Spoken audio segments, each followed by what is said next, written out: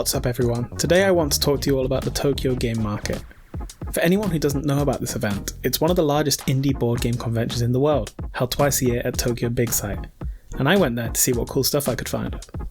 The event itself was awesome. There were 844 different booths over the weekend, with everything from well-known companies like Kickstarter, Come On Japan, and Oink Games, to indie developers showcasing and selling their newest designs. It was really cool to talk with some of the Japanese designers and demo their games, and this is one of the first large events I've been to since COVID restrictions were lifted. So it was just a really nice atmosphere and cool seeing people from all walks of life united by their hobby of board games. I also spent a lot of money on stuff, so let's see what I got. Okay, let's finally live up to my channel name and talk about some Japanese games. A lot of the games were being released on that day, so you had to reserve them in advance if you wanted to get a copy, otherwise they would sell out. So I reserved 5 games, and the criteria I had for doing so was quite simple. So 1, I wanted them to be fairly language independent, because my group here in Japan is fairly multilingual and not everyone can speak Japanese, and I struggle with kanji and stuff as well. And 2, I wanted to kind of choose games from smaller developers and to try to target games which weren't having a global release from a larger company and such. So I wanted to support smaller developers. So let's get to it. The first one of which I picked up is this game here called Elemente.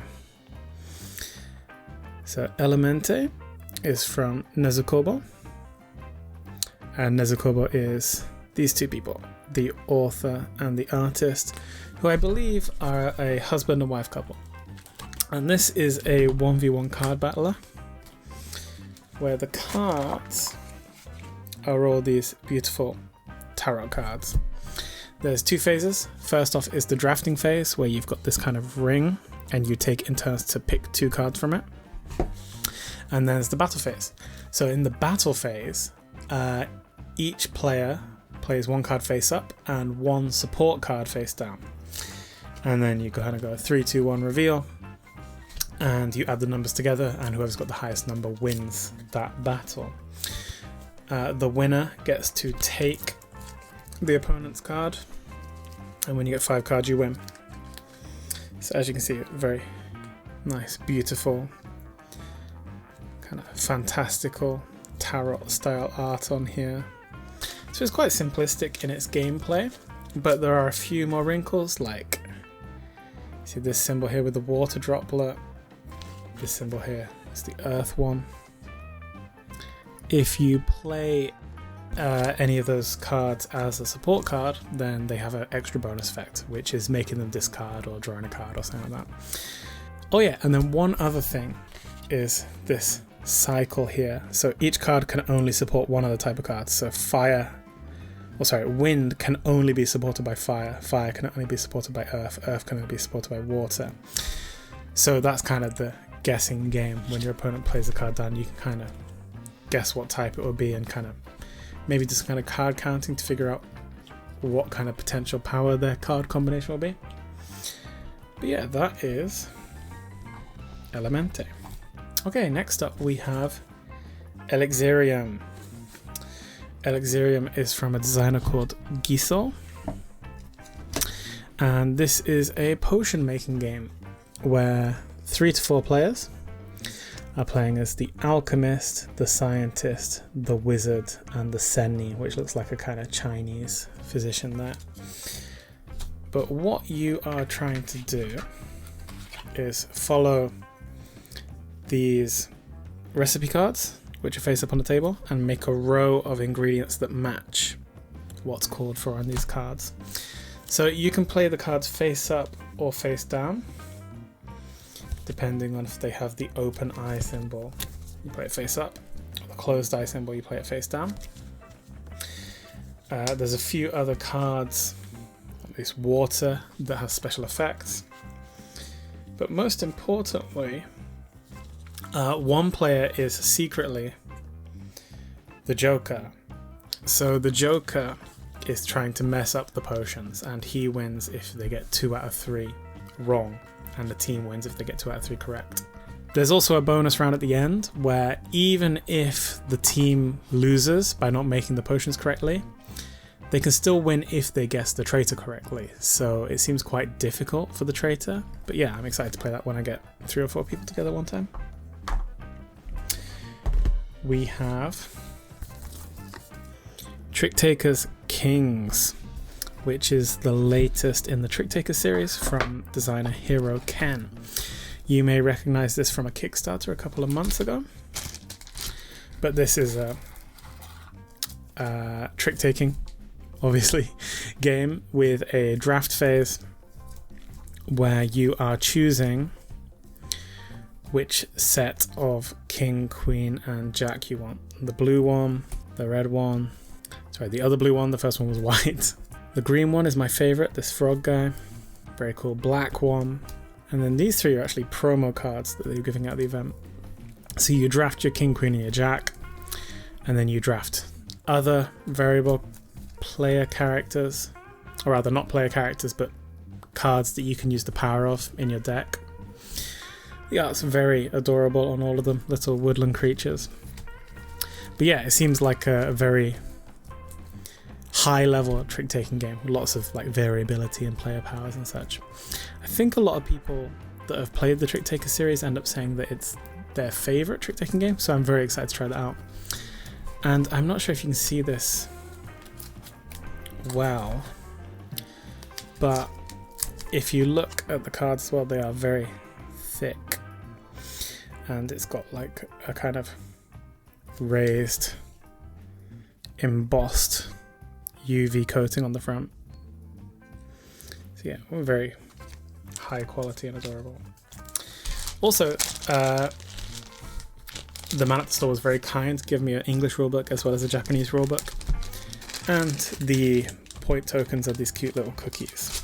Game number 4 from the ones I reserved is Kamisamarket from Rock and Games, which is a kind of pun on Kamisama and Market, or God's Market. And this is a game in which you are Egyptian gods competing with each other to build the most valuable city. So you choose your god, be that Anubis or Atum, I think Anum, Set, Bastet, Horus. They all have slightly different abilities. And then there's a market in the middle of the table with, sorry, hard to hold these up, a set of scales to the side of them. And what that market has is different pieces you can buy to go into your city. You buy it for the value listed in the market, and then at the end of the game the victory points is also equal to its value in the market, so you want to buy them when they're cheap and then kind of raise up the value to be a higher value for more victory points at the end of the game. And you can put these little black and white cubes on the scales to move them up and down. There's some cards that kind of mess with other players a bit. Ritual cards, yeah, very cute artwork.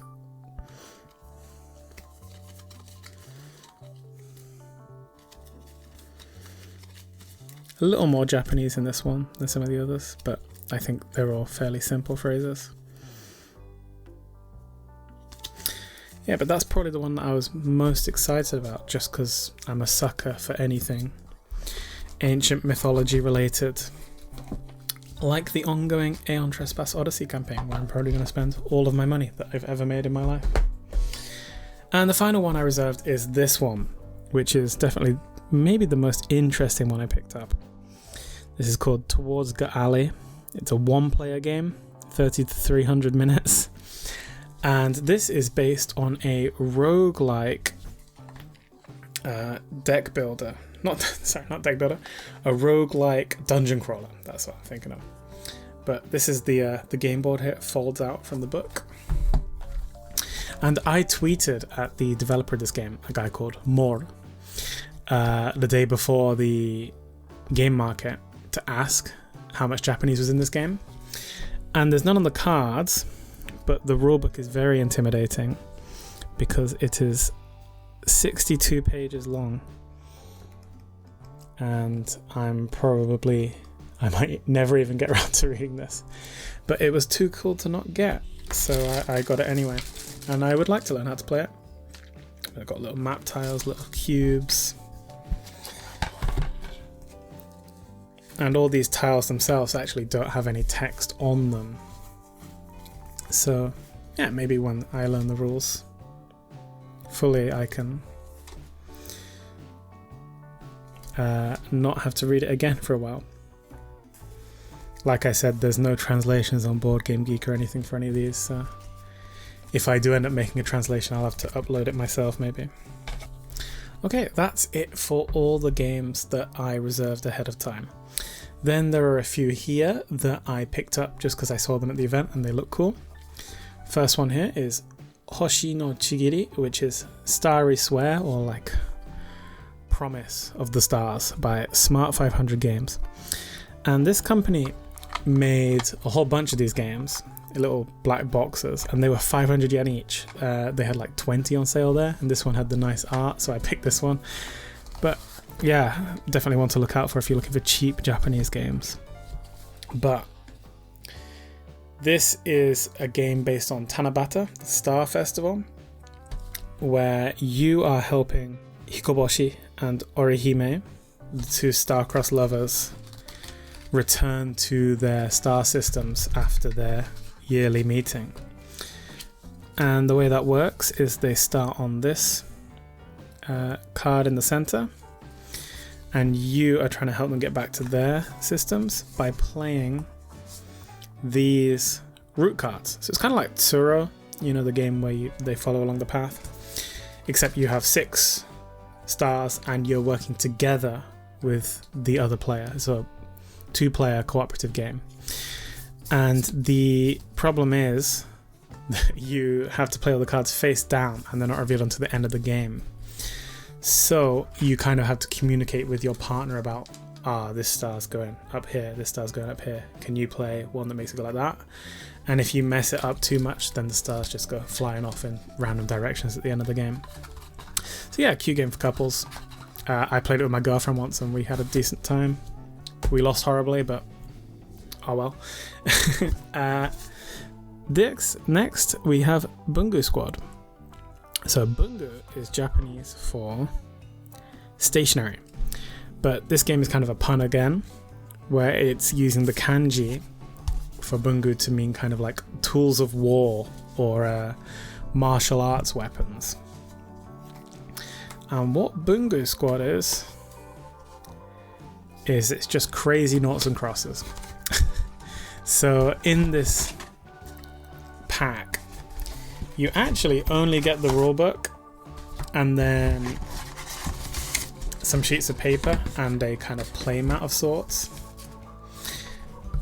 But what Bungu Squad is instead of playing on a 3x3 grid, you're playing on an 8x8 grid. You also have a deck of standard playing cards. And in addition to drawing your circle or your cross, you can use those cards to activate special powers. So you can see here the eraser. If you have 3 cards of the same eraser suit, you can actually erase your opponent's mark. The scissors, you can cut holes in the paper to kind of split it up. Sellotape, you can put tape over your own mark to kind of protect it. Glue, you can like cut off an edge of the paper and then glue it over someone else to like kind of refresh it back to a standard white space. I was really taken with imagination by this one, just because noughts and crosses being such like a simple game that everyone knows.